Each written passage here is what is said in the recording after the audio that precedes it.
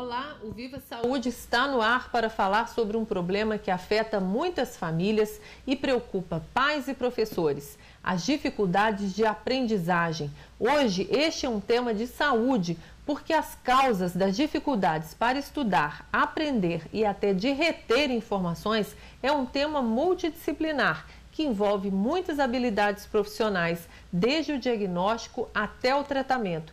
E este não é um assunto apenas para crianças e adolescentes em fase escolar. No programa de hoje nós vamos falar também sobre memória. E um profissional que pode falar bem sobre isso é o psicopedagogo. Por isso, nossa convidada de hoje é a psicopedagoga Maria Aparecida Pereira Lopes. Ela tem mais de 10 anos de experiência nessa área e é professora de pedagogia. Bem-vinda ao programa, Maria Aparecida, novamente, porque você já foi nossa convidada.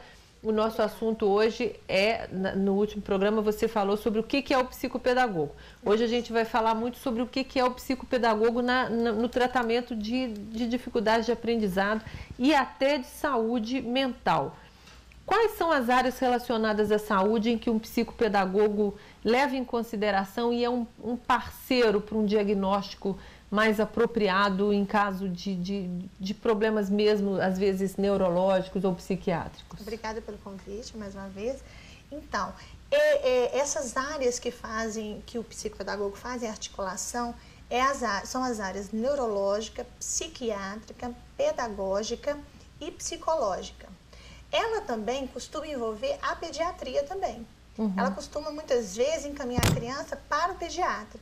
Por quê? Através de algum um exame, algum diagnóstico do pediatra, a gente pode perceber alguma delimitação dessa criança na alimentação, alguma falha, né? Que pode estar gerando alguma falta de vitamina que interfere na aprendizagem também.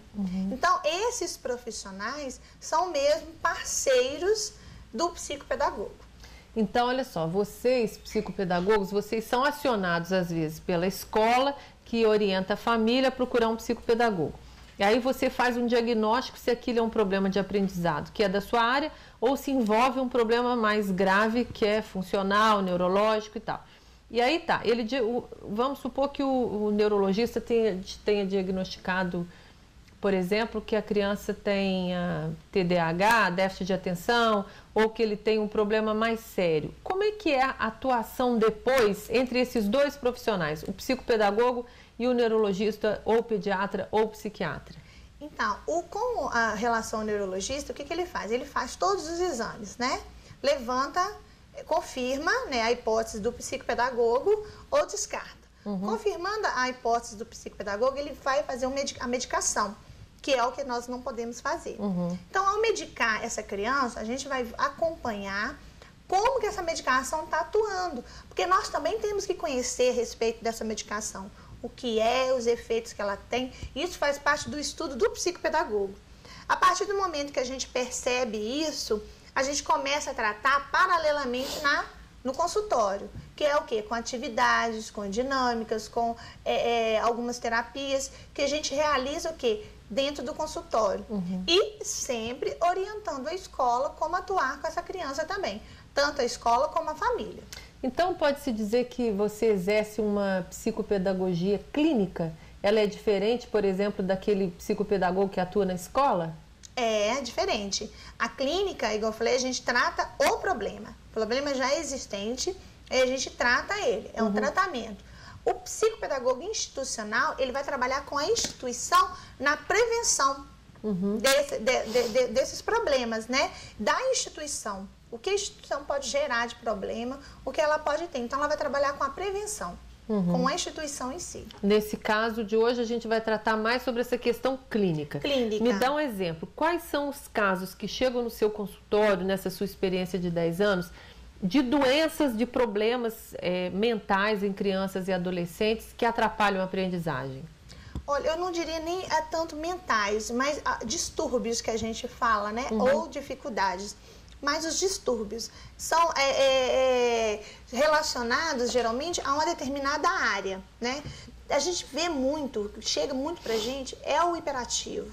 O hiperativo, o dislexo, o descálculo. Muitas pessoas ainda não conhecem a descalculia.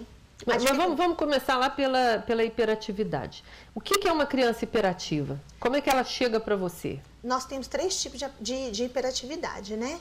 Então, a mais comum que chega até nós é aquela criança que não consegue parar na escola, que não consegue ter foco, que não tem atenção para aprender, que perturba todo mundo na escola, que ela não consegue parar para assistir um desenho, ela não consegue parar dentro da sala, ela fala ao mesmo junto com o professor, ela perturba o coleguinha o tempo todo, ela não consegue parar para poder aprender.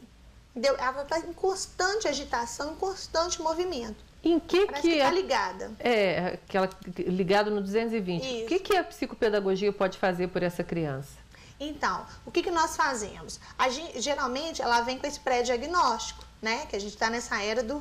Eu já falei, vou falar novamente, do achismo, que nós temos que parar com isso. Uhum. Então, ela vem com o pré-diagnóstico. A gente confirmando isso... Está na moda hoje, né? Qualquer criança elevada agora virou hiperativa e não é assim. E não é assim. Então, o que acontece? Chega no consultório, a gente percebeu que realmente tem traços de hiperatividades, porque a gente tem que olhar também o sono da criança, a forma com que ela atua dentro de casa. E esses fatores, eles têm que estar combinados e pelo menos atuando durante, no mínimo, 6 meses, para ser considerado realmente hiperatividade. Porque senão pode ser uma fase. Justamente. Um problema com amiguinho, um problema de família. De família. Então, o que acontece? Depois que nós fazemos isso, a gente encaminhou para o neurologista e ele confirmou, medicou isso para a gente vai atuar com ele na sala, no consultório, com terapias que trabalhem muita atenção, muita concentração. Coisa que pesa na aprendizagem dele. Porque, geralmente, o hiperativo ele é muito inteligente. Ele é muito capaz. Ele é muito atento, por exemplo, a jogar videogame, para ficar na frente do computador, mas não para aprender matemática. Justamente, mas para fazer aquilo que exige dele, aquele raciocínio muito rápido, né? Que é essa disfunção que a gente vê no sistema nervoso, que acelera demais. Então, o que nós fazemos? A gente direciona todo o trabalho na clínica, né, no consultório, para que essa criança crie mecanismo que ela possa prender atenção, se concentre e pare para prestar atenção para aprender. Então, o psicopedagogo é um profissional importante, fundamental no tratamento de hiperatividade. Importante. Não é só tomar remédio... Tem que fazer mais alguma coisa. Tem que fazer mais alguma coisa. Isso tudo são ações combinadas. É possível treinar a atenção, treinar o foco? Com exercícios dentro do seu consultório? É possível controlar. Não diria nem treinar, mas a gente fazer um controle. Fazer com que a criança tenha esse controle. É possível sim, mas a medicação também, em certos pontos, ela é muito importante. Criança e adolescente, né? Porque tem muita gente que se descobre hiperativo na adolescência, às vezes até na idade adulta, né? Adulto também. Por exemplo, aquele adulto, a gente tem muitos traços de adultos, aquele que nunca para no trabalho, aquele que nunca consegue terminar uma atividade, aquele que não consegue criar laços contínuos com a família. Esse adulto, muitas vezes, ele é hiperativo. E a gente não sabe. A gente percebe, todo mundo acha que é o quê? Uma pessoa volúvel, uma pessoa instável. E não é, muitas vezes, é a hiperatividade que não foi tratada. Porque esses temas a gente está ouvindo falar de pouco tempo para cá. Muito pouco tempo. Isso é um assunto muito novo. Primeiro ninguém ouvia falar. Depois agora todo mundo acha que todo mundo é hiperativo. Todo mundo é hiperativo. E a gente tem que tomar cuidado com isso. Você trata adultos também? Existem tratamentos que são mais adequados para a idade adulta em caso de hiperatividade envolvendo a psicopedagogia? Existe a terapia. Bom, eu não faço. Eu trabalho muito com adolescente, mais ainda com crianças.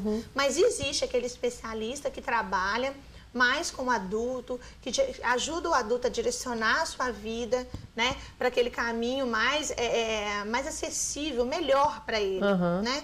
Então tem para ele ter uma qualidade de vida melhor, com certeza. Aprendendo a lidar com esse déficit de atenção que ele tem. Você falou que a hiperatividade é um dos problemas em que vocês trabalham junto com um neurologista e psiquiatra. Você falou também da dislexia. O que é a dislexia? O que é uma criança para a gente apresentar? Às vezes a pessoa tem em casa e não sabe o que é. O que é uma criança disléxica? Uma criança disléxica é quando ela tem uma disfunção na leitura, na escrita. na língua, na forma dela perceber o mundo, o quê? Na linguagem, na escrita, na leitura. Essa disfunção ela pode ser o quê? Visual e fonológica. A fonológica, a gente tem pouco conhecimento, as pessoas têm pouco conhecimento da fonológica ainda. Por quê? A criança, quando ela tem a dislexia com base na consciência fonológica, ela se passa por uma criança preguiçosa, manhosa, e não é. Por que ela passa por isso? Porque ela consegue traçar as letras tranquilamente, perfeitamente, sem a troca de posição, como é a visual, e ela não consegue aprender a ler. Ela não consegue. E aí, como que você percebe isso? Através de uma coisa simples, rimas. A criança que tem dislexia com base na consciência fonológica, ela não consegue rimar. Ela não consegue perceber os sons. Então, por isso a dificuldade na leitura, por isso ela não consegue ler. Por quê? O nosso código de linguagem da língua portuguesa, por exemplo, ela é voltada para todos esses lados. Ela tem tanto a parte visual como a parte fonológica. Mas então ela não escuta, ela não ouve bem o som das sílabas e por isso ela não aprende a ler? Isso, olha, isso não é nenhum problema. Ela não tem problema de fala? Não, e não é um problema auditivo também não. Nós temos, igual nós vamos falar do cérebro, cada parte do cérebro é responsável por uma função do nosso corpo. E é o que acontece. Essa palavra, essa leitura, ela chega aos ouvidos dessa criança perfeitamente. E quando essa mensagem chega ao cérebro dela, ela chega trocada. Ou muitas vezes ela chega com falha. É nessa falha que acontece a dificuldade de aprendizagem dessa criança com a dislexia com base na consciência fonológica. Então, isso que acontece. Às vezes faz o exame, já foi proposto isso, e não tem problema auditivo. E ela fala perfeitamente, não gagueja, não troca sílaba, não troca letra, nada? Nada, perfeitamente. Mas é diagnosticável? O diagnóstico é muito complicado? O diagnóstico ele não é fácil. Então, muita gente ainda não conhece esse tipo de dislexia. Mas os sintomas são esses, dificuldade de aprender a ler. A ler e a escrever não, ela escreve. Ela copia, ela não escreve, ela copia perfeitamente. Tudo que você passar, ela vai copiar. Mas ela não consegue escrever. E a outra? Porque para escrever eu preciso ouvir e decodificar as letras e os sons para eu poder fazer a cópia. E a outra dislexia, essa da escrita? Essa visual é a que a gente conhece e que as pessoas conseguem identificar e que o pedagogo também consegue identificar com mais facilidade. Por quê? É a troca. A criança troca, escreve espelhado, ela não consegue ler porque ela enxerga tudo espelhado.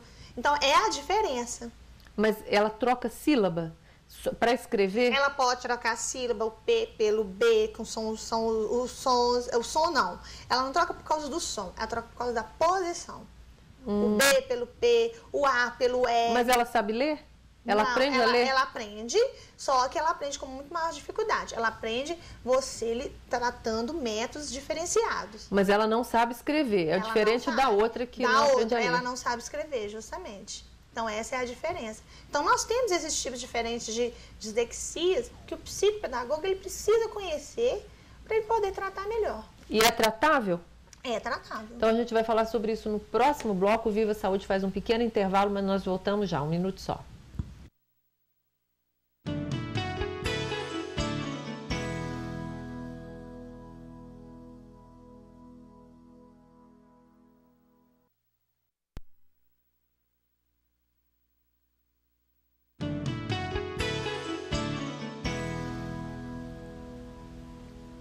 O Viva Saúde está de volta hoje falando sobre as causas e tratamentos para os problemas de dificuldades de aprendizagem. Conosco aqui a psicopedagoga Maria Aparecida. Você estava falando sobre a dislexia, esses problemas que às vezes afetam a aprendizagem e que muitas vezes os pais tratam a criança como menos inteligente ou com dificuldades e que são tratáveis. A dislexia é tratável, não é? É tratável, sim. Com exercícios? Isso, com exercícios, com métodos diferentes. Ela não tem cura, né? A gente sabe. Mas ela é tratável, com métodos diferentes. A criança, ela vira o adolescente, vai virar o adulto, que vai saber lidar com essa dificuldade dela. Então, e a escola também. Ela tem que se adequar a isso aí também. Porque não é só a criança, não. É a escola também, porque ela tem que ter uma avaliação diferenciada, ela tem que ter métodos diferenciados na escola para que ela possa conseguir normalmente. Tratar essa criança como uma criança normal, porém diferente. Isso. Oferecer a ela subsídios diferentes, para que ela desenvolva tranquilamente. Porque aí existem métodos para você ouvir de maneira diferente, enxergar de maneira diferente, resolver? Existem exercícios para isso? Existem exercícios para isso. A gente trabalha. E são coisas simples. Por exemplo, para você ouvir rimas não é rimas com comer, rimas com finais.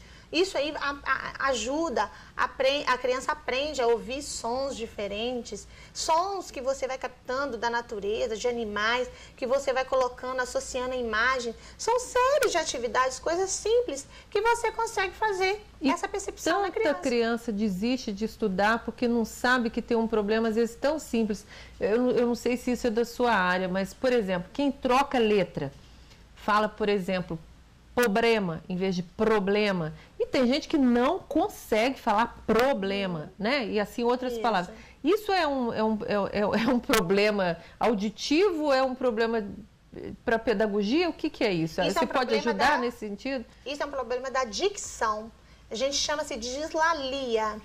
Essa dislalia, ela acontece, acompanha o adulto muitas vezes, um adulto graduado, bem formado, e você não entende por que essa pessoa fala dessa forma. Porque ela tem problema na dicção. Isso é tratável com fonoaudiólogo.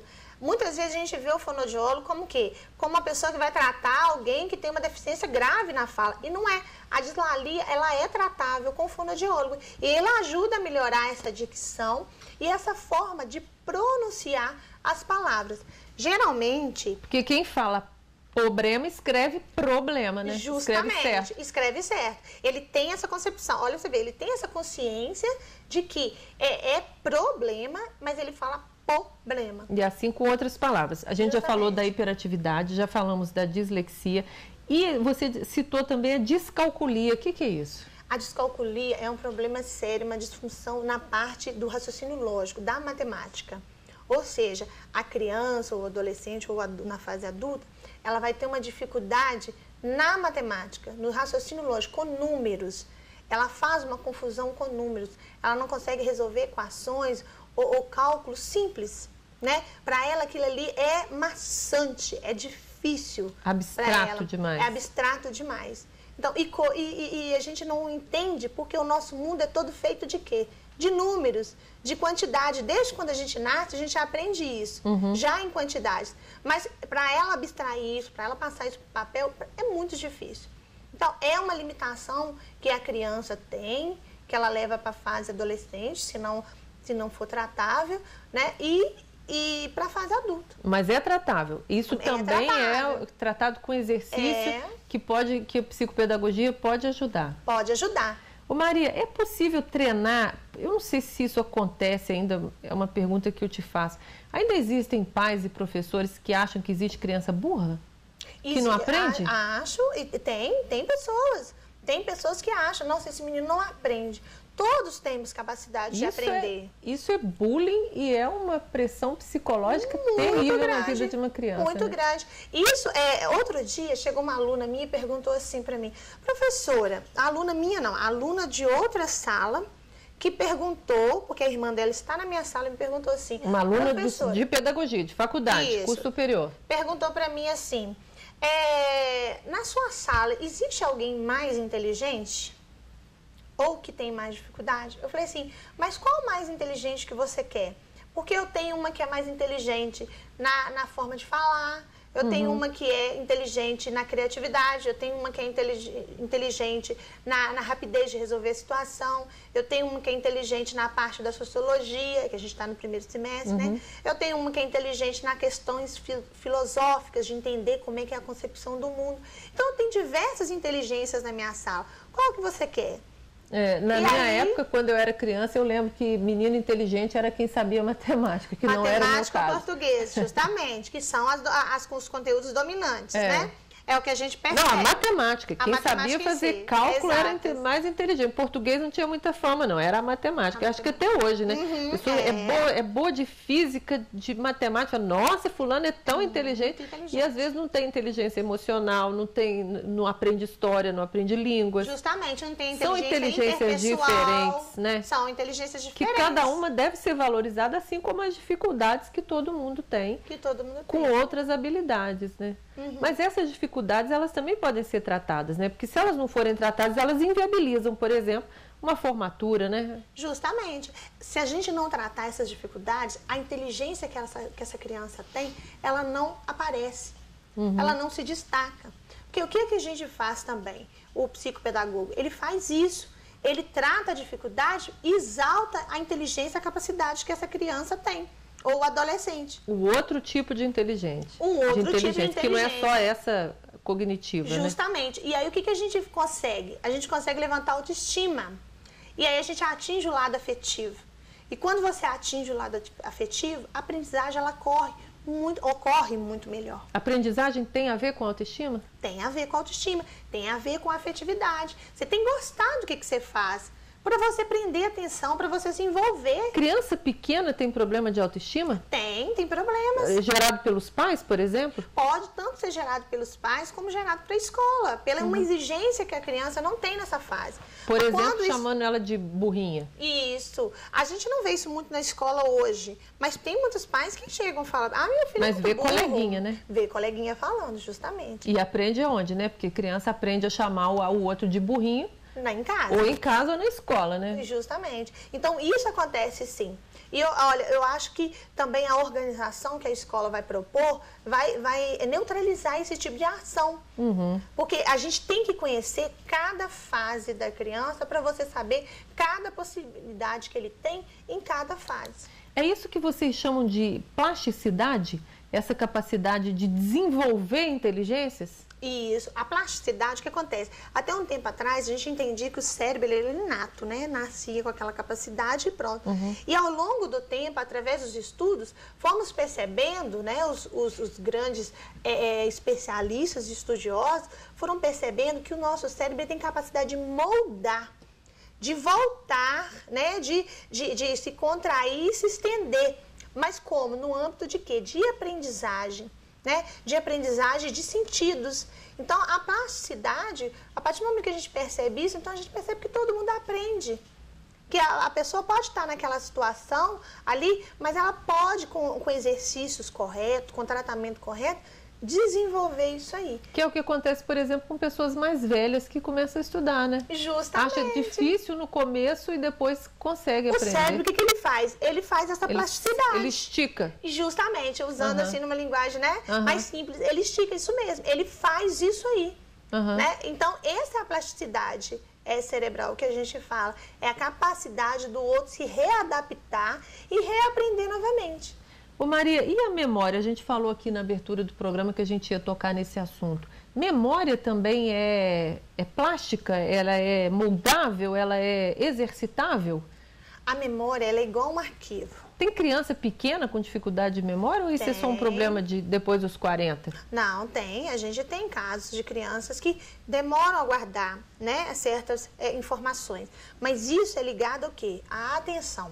Por que a gente fala? Essa criança não memorizou isso aqui. E a escola também, ela está vendo a importância da memória também, da memorização.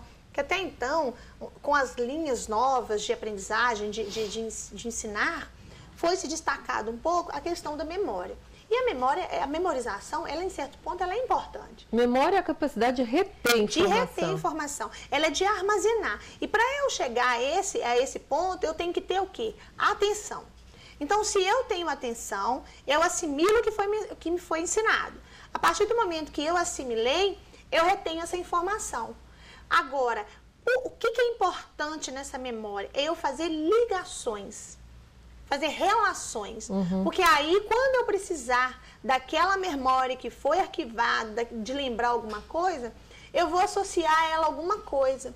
Quando você vê, por exemplo... Aqueles exercícios mnemônicos que eles falam de ligar uma coisa com a outra, por exemplo, Se ele pensa numa coisa e lembra do nome de bicho, aí o nome de bicho lembra aqui. Isso. Uma questão Isso é simples. Exercício, né? Exercício também é uma questão simples. Quando a gente está passando, por exemplo, de carro, você vê um cheiro de um bolo diferente. Aí o que você lembra? O que sua memória tira? Ah, você lembra lá da sua avó, quando fazia um bolo daquele jeito. Você vai lembrar de toda uma outra situação. Mas o que te levou a fazer isso? É a partir do momento que você passou ali, que você sentiu aquele cheiro. Que foi o quê? Que acionou, né, esses arquivos, que fez com que você pensasse tudo isso novamente. Então, a gente precisa também, para uma boa memória, fazer relações, relacionar. Por exemplo, para quem tem uma memória um pouco mais curta, né, que a gente fala, tem 2 tipos de memória, nós temos, e uma desenvolve mais do que a outra, o que a gente pode fazer muitas vezes? Eu preciso de lembrar que eu tenho que trazer essa caneta para você. Então, eu posso fazer um sinalzinho na minha mão e associar esse sinal à caneta. Aí eu vou. Quando for no final da tarde, eu vou lembrar desse sinalzinho. Eu vou lembrar que eu tenho que trazer a caneta. Mas isso não cria uma dependência, não? Isso é um exercício? É um exercício. Que você também não pode ficar dependente disso. Não, justamente. É um exercício. Você vai exercitando sua memória. Agora, não tem exercício melhor para a memória do que o quê? Leitura. Ler. É o melhor exercício para a memória. É melhor do que remédio, é melhor do que qualquer coisa. Outro dia eu vi também que a dificuldade de memória está muito ligada à ansiedade, né? Porque a pessoa é tão ansiosa que ela vive o dia de amanhã, não vive hoje, não retém informação. E não retém informação. Criança também tem esse problema, né? Ligado à ansiedade. Isso envolve o quê? A atenção. Porque ela vem primeiro. Então, um adulto, por exemplo, que tenha dificuldade de memória, de reter informação, deve procurar um psicopedagogo também, fazer exercício? Ele pode procurar. Não é só ficar fazendo palavra cruzada, não, porque isso é simplificar demais, né? Demais da conta, ele tem que procurar. Ele tem que procurar para ele indicar o melhor caminho para ele. E aí a gente vai perceber muitas vezes que é o quê? A atenção. Ele não está retendo porque ele não está tendo atenção. Em alguma coisa, a atenção dele está falha. E aí o que acontece? Quando a atenção falha, né, que a gente fala muitas vezes do déficit de atenção, é por isso que a criança não memoriza, porque ela tem um déficit na atenção. Se ela tem uma falha na atenção, tudo é um processo, a memória também, consequentemente, vai ficar danificada. Ô Maria, o nosso tempo está chegando ao final. Uma última pergunta. Qual o conselho que você dá para os pais que estão realmente interessados em favorecer o aprendizado dos filhos de uma forma saudável? E não só aquele competitivo que estimula ele a ter a melhor nota, a ser o melhor aluno, e nem sempre ele pode ser bom em tudo, acho que ninguém é bom em tudo, para uma saúde mental, para uma aprendizagem saudável e equilibrada. Que conselho que você daria aos pais?